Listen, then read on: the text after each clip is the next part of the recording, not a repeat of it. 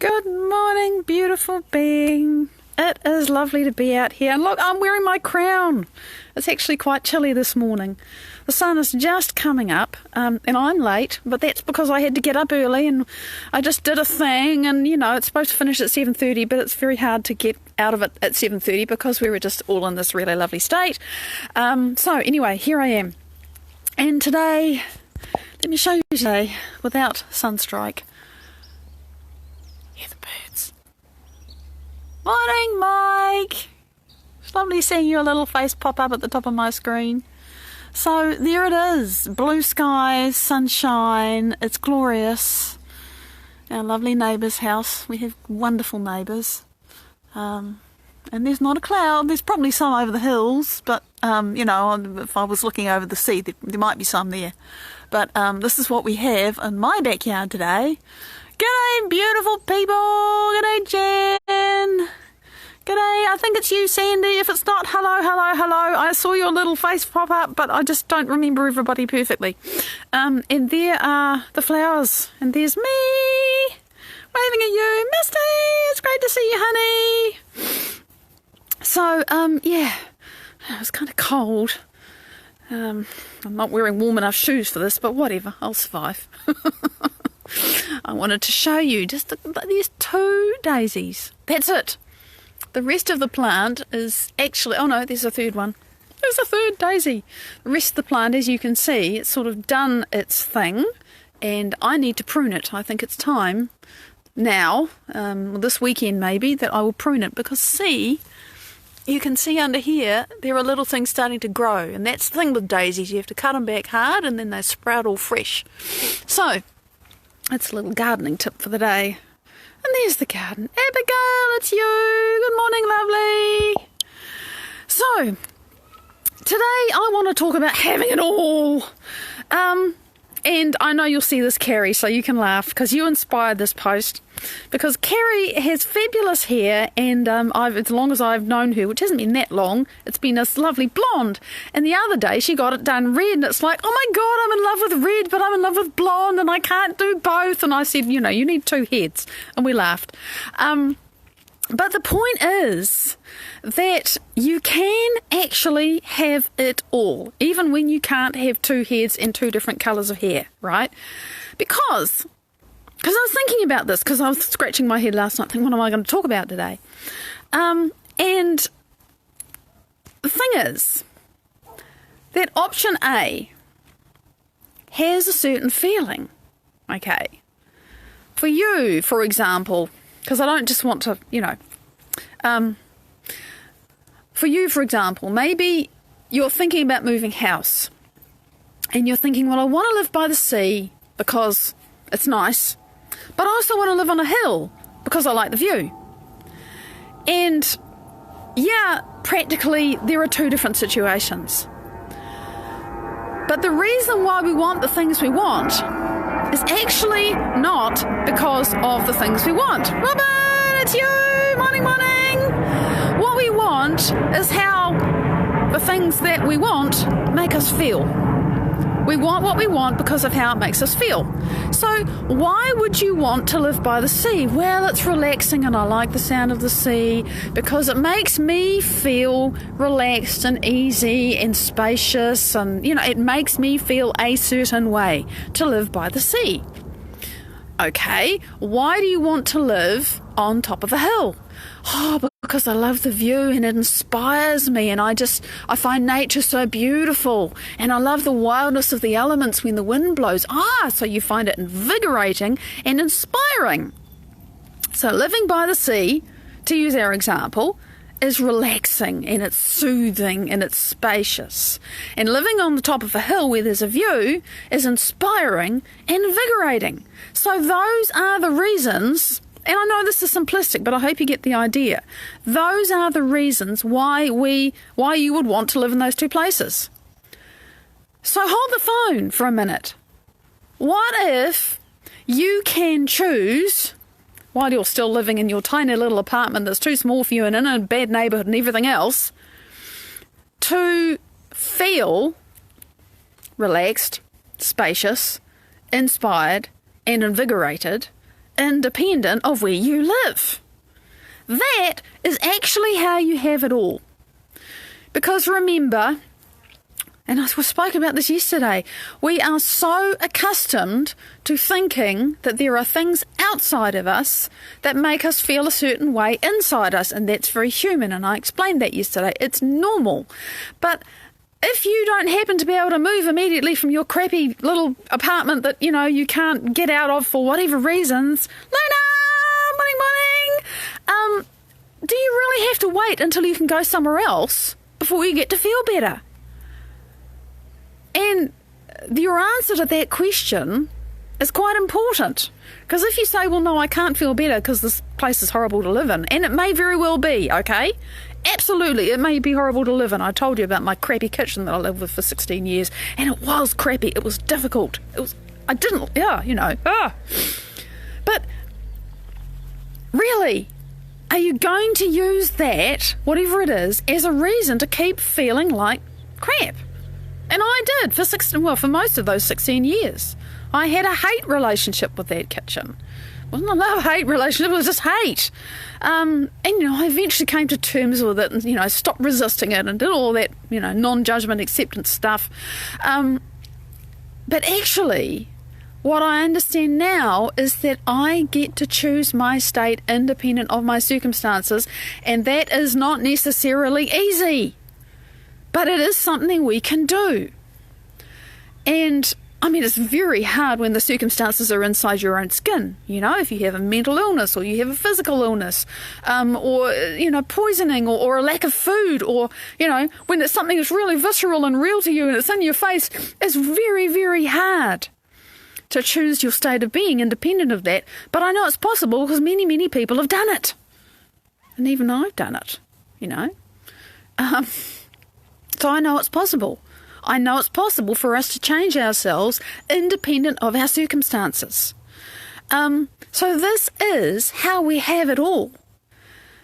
And incidentally, what then happens when you become, to go back to the example of living on the hill and living on the beach at the same time, which you would think is mutually exclusive, right? I can't live on the top of the hill and live on the beach at the same time. No, you physically can't do that. But you can give yourself the experience of being relaxed and spacious and inspired and invigorated. You can learn how to do that. So you can have the emotional payoff, which is the reason why we want these things, when you're willing to do the work to be able to generate that experience for yourself. And that is literally how you have it all.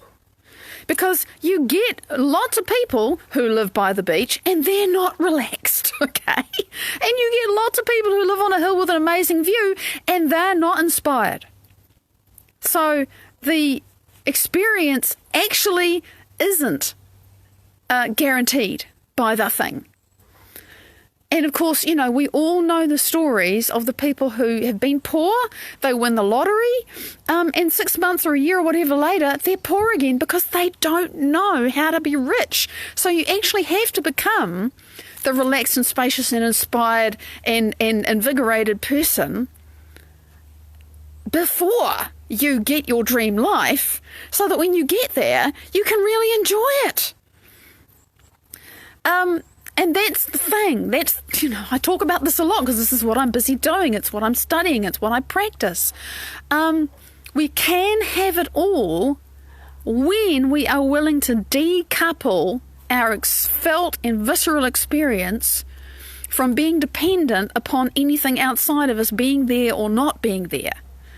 And that's the thing, because you have to unplug yourself from the illusion that says, well, I'm living in a really crappy situation, therefore I have every reason to be unhappy. And you do. I am not denying that for a moment. Here's the thing that I've been reading in this book, written by some of the heart math people. It's a really cool book. And it's great because I'm reading things in it that I've heard Dr. Joe say many times. I'm thinking, aha, I know where he got that from. Because, of course, he studies the same stuff, He's not the only person in the world who's really interested in heart coherence. The heart math people started that 20 years longer than that. I think it started in the 70s. I read it and didn't absorb it. Probably the second time through I'll get that. So what I understand now is I was just reading this yesterday. You know, the original thing back in the 60s when Sigmund Freud was doing his thing with psychoanalysis, he used to encourage people to express their anger, right? You know, get angry, get it out, be cathartic, that whole thing.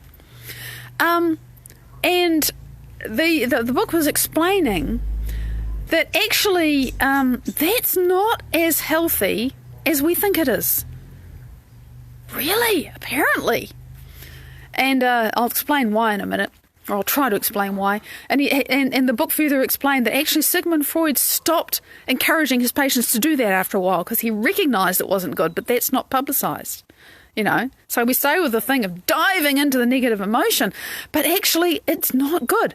From a hormonal, biochemical, cellular, heart coherence thing, whenever you experience a negative emotion, whether it's justified or not, doesn't matter, your heart in that instant, for as long as you're experiencing that emotion, is sending incoherent signals to your body and to your brain. Because the heart, remember, has 40,000 neurites and different kinds of things. I'm learning about it. I haven't absorbed enough yet. 95% of the information goes from here to here. It goes up. And the heart thinks independently of the brain. The heart starts beating in the fetus before there even is a brain. Nobody quite knows why the heart starts beating. It just initiates its own heartbeat and off it goes. And the heart sends information to the entire body with every beat. Does it in 4 ways. Does it with the pulse, which is a pressure wave. It does it hormonally and chemically. It does it electrically, and it does it energetically as well. 4 ways of communicating with the body. I'm learning so much. Sharon, it's great to see you. So it doesn't matter how much reason I have for feeling like shit. And like you, I have plenty of reasons some days. Every time I allow myself to do that, there is a direct impact on my body in that instant for as long as I do it. It's like, oh shit, really? I have no excuse. I mean, I have every reason, right? I'm not saying I never feel bad. I do. But I understand even more clearly now why. Then there's science, you know, it's been measured. I haven't read this book nearly enough to be able to tell you all the chapter and verse and the bits and pieces.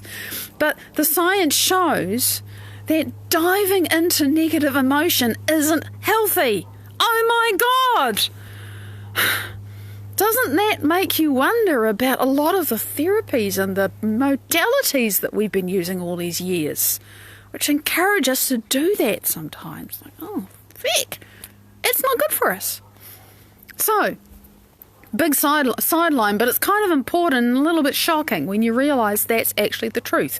When you're feeling those limited survival emotions of anger or stress or depression or whatever it is, you're not happy, your body's getting incoherent information. Period. It's just a fact.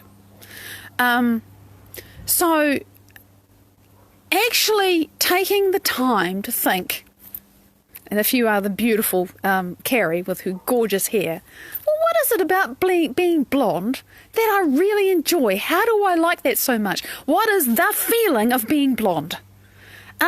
Okay, and now here I am as a redhead. What is the feeling of being a redhead? How is that different for me? Because as soon as I, as Carrie, identify those two feelings, I can go, right, I have both of those, thank you very much. And I can give myself that now. And then what happens, because I'm giving myself the experience now, and sometimes that's easy, and sometimes it's frickin' almost impossible. And I've faced quite a lot of that this week, okay? Just believe me. But regardless, every time I make a little choice, I may not be successful, but every time I refuse to give in to my old feelings and my old habitual ways of being that say, no, you're going to about whatever, every time I refuse to give in, and sometimes I really break through and sometimes I just, no, I'm not giving in. I'm not giving in. I'm moving myself more in alignment with that particular state of being and that frequency. And then what happens, because I am managing to feel like I'm a redhead and a blonde head at the same time, I'm managing to feel like I live on the top of the hill and I live on the beach. I'm inspired, I'm invigorated, I'm peaceful, I'm spacious. And the universe, because it can match like with like, can actually find me a life or a whatever, or a hairstylist, for heaven's sake, who can make that reality happen for me in a way that I least expect, in a way that's impossible, a way that's completely unexpected. And what? But here it is. Because I've got the feeling that I wanted, so I'm no longer going, oh God, I feel like shit. I just need to move to the beach so I feel better, right? Oh God, I feel like shit. I feel like shit. And while you're feeling like shit, while you're in lack, while you're not being the thing that you desire, it can't find you because you're feeling like shit. So your life is going to continue to be, that. But if I can become that person, I stop needing it. I stop needing to be by the beach or live on the top of the hill, because I already do inside myself. I already have the feeling inside me. And it's wonderful, and I feel complete, and I feel invigorated, and I feel whole, and I feel love, and all that stuff. And then I don't need it. I really don't need it because I feel like I've got it. But somehow it finds me anyway. And when it does, it's like, oh, that's beautiful. Yay. I don't need it, but it's lovely. Yeah, we absolutely need to be willing to face up to our shit, Abigail. You're totally right. Yeah, I know you know that I am not for a moment saying, oh, everything's peachy. I feel fantastic when I want to scream. No, I'm absolutely willing to face my crap. But to dive into it and stay there, and no, I just won't do it.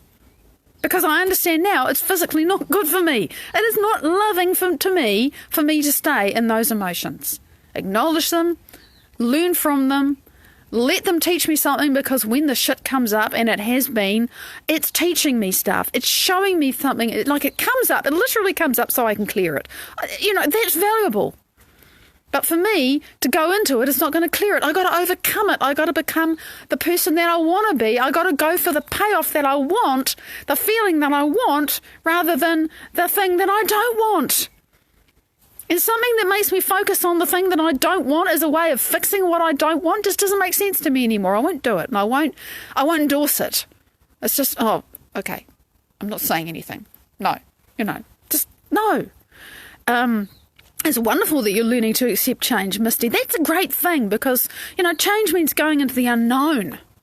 And we just naturally fear the unknown, even when intellectually you're thinking, oh, this is great. This is really cool. And by the way, this is in my life right now. I'm not going to tell you the story, but there's a big change happening in my life right now, and it's positive. And still, my mind finds all kinds of reasons, or tries to find all kinds of reasons to say, oh, but what about this? And what if there's not enough? And It's like, Maddie, no. It's amazing to me seeing the same neural nets about lack and fear, and I can't manage it, and it's not going to be enough, and all of that firing up about something that's incredible that's happening in my life. It's just, it's so silly, it makes me laugh even as I'm squirming, because of the survival emotions and the fear that goes off. It's just like, you what? Really? Really? But I refuse to get stuck there. And if things fall apart, disappear, fade away, maybe it's because I'm just not in resonance with it anymore. Maybe it's just no longer part of who I am, because I'm not that person who was in that crappy space, allowing that crappy space to say, well, I got to feel crappy because I'm in a crappy space. No, I've become that person who in my own heart and mind is living on the top of the hill and on the beach at the same time. And it is a different shoe. So naturally, I walk out of the old one and get into a new one. And it happens sometimes without me even noticing. And I think, oh, shit, hang on, when did that change? So this is the thing. We get to have it all inside ourselves. And when we don't need the very thing that we think we need to feel good, because we don't, but, it sure helps, but actually we don't. When we don't need it, It's probably going to find us, but then we're not dependent on it, and so you're also not afraid that it's going to go. You know, this beautiful person turns up in your life and you think, oh, this person's the love of my life. But then you don't immediately become afraid that you're going to lose them. Or you move into a wonderful house and you don't immediately become afraid that, oh, I'm going to lose my job and I won't be able to pay the mortgage, or there's going to be a disaster or whatever. You just don't run the same old programs which you actually recognise are going to run in your head until you prune those neural connections apart and start thinking different thoughts and feeling different feelings habitually. Until you do that, they're going to run anyway. So, yeah, we can have it all. We can have it all. But we got to do it by creating ourselves as the people we want to be. And to realise, hey, I habitually tie myself in knots. Okay. And then when you notice, that is the thing to celebrate, because you noticed it instead of being unconscious and not noticing it. Oh, my God. The first time you think, oh, hell, I tie myself in knots all the time. What the smeg am I doing with it? Doing this all what? You know, like me recognising these crazy thoughts of lack and this abundance that's appearing in my life. And realising that this is just what my brain does because I trained it to. So now I've got to train it to do and be and think and feel something else. And that's the work, right? That's the effort. And it is an effort. But, you know, you put in the effort on creating the self that's abundant or happy or healthy or whatever it is. And when you create that, it's yours. You can't lose it. And you feel so much self-respect and self-love because you overcame yourself to become that person. And there's just nothing like it. There's nothing like the fact that I know I overcame myself yesterday. I did. I had to. But I could have chosen not to. And the fact that I did and I can, it's like, okay, I can't lose that. I'm stronger inside myself. I can manage myself, even when it's not perfect, you know. So many things I used to be scared of. Oh, heavens. Because, you know, I had horrendous insomnia when I was younger because of whatever, a whole lot of stuff. And, you know, for the last week, my body has been doing this thing of going to sleep. I sleep really well for, I don't know, 4 or 5, maybe 6 hours, and then I wake up and that's it. And I recognise my body playing the old program because I have been breaking my emotional addiction to fear and lack and all kinds of things. And I recognised just this morning, early, that this is my body trying to throw me back into the old fear. This is very old stuff that's coming unravelled, coming out of my body, and if it's going to come out of my body, I'm going to notice it. And I observed it, and I had to choose so many times not to do what I used to do when I was thinking, oh God, I'm tired, I can't go back to sleep, it's going to be such a hard day, I'm going to feel so awful. And so I did, and I got up, I did my meditation, I got coherent, I surrendered deeply, I felt energy move, I know what's going on, I know why, I know what this program's about, and I know that I'm overcoming it. And I can't lose that. And that is what I really want, is to feel safe, to feel in control, but it's an in-controlness that's about being able to surrender so completely to the greater mind that I know the greater mind's going to look after it. So I don't have to worry. And that's really what a lot of what I've been going through in the last little while has been about, is understanding how much I'm held and how safe I am, independent of everything, inside my skin and outside of it. That's been my deepest learning, really. And things are changing. I think I told you about that, one of those things that changing yesterday. Things are changing, so I know it's working. And I can't lose that. And it's the greatest sense of safety when you know, bit by bit, I turned it off. I'm sure I'm out of time. When you know bit by bit that you can create whatever you want in your life. I'm learning that.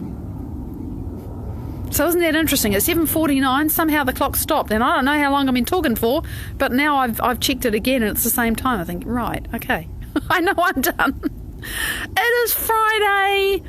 It's been an amazing whirlwind of a week, for me, probably for most of you. I send you lots of love. Look out for resonant replays.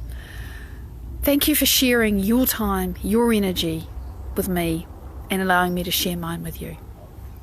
Big love. I'll see you on Sunday, Monday. Bye-bye.